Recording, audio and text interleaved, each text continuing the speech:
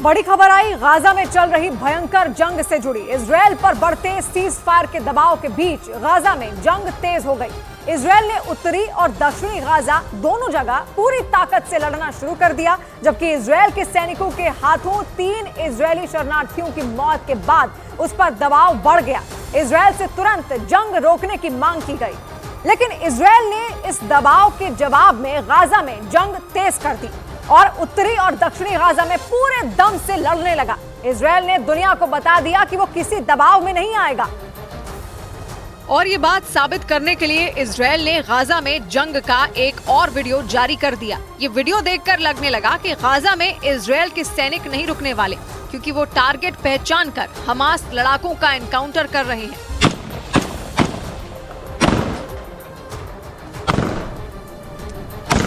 Video में नजर आया कि इजरायल ने एक खास इलाके में ऑपरेशन किया। उसके सैनिक खतरे को सूंघते हुए आगे बढ़े और जैसे ही उन्हें दुश्मन के नजदीक आने की भनक लगी, फायरिंग शुरू हो गई। इजरायल के सैनिकों ने एक मकान को टारगेट किया और अंदर घुसने से पहले दरवाजे पर गोली चलाकर चेक किया कि अंदर कितना बड़ा खतरा है।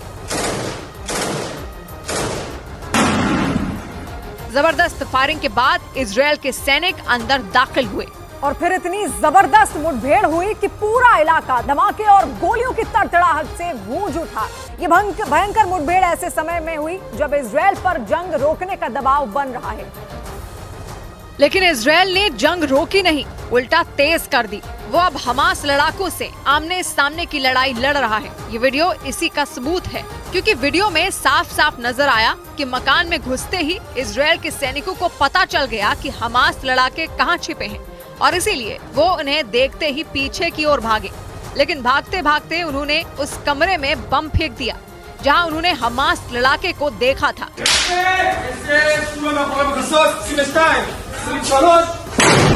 इस मकान में इजरायल के सैनिकों ने एक के बाद एक कई बम फोड़े।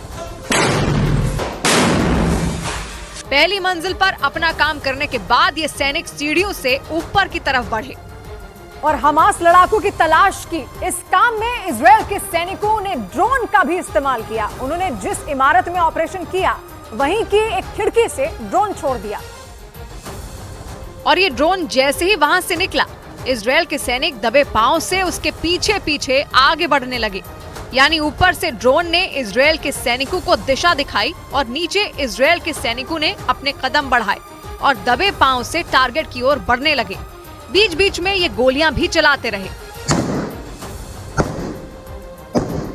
ड्रोन का पीछा करते करते ये सैनिक अपने लक्ष्य तक पहुंच गए और फिर शुरू हुई ऐसी मुठभेड़ कि केवल गोलियों और धमाकों की आवाज ही सुनाई दी।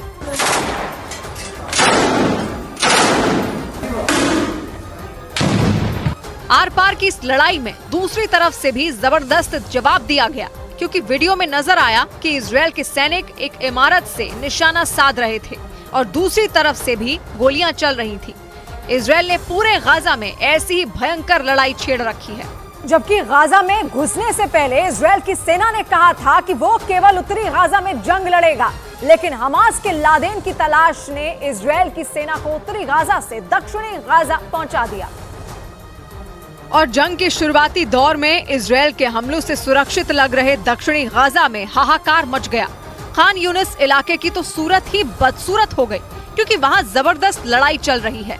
इसका एक और वीडियो इजरायल ने फिर जारी किया।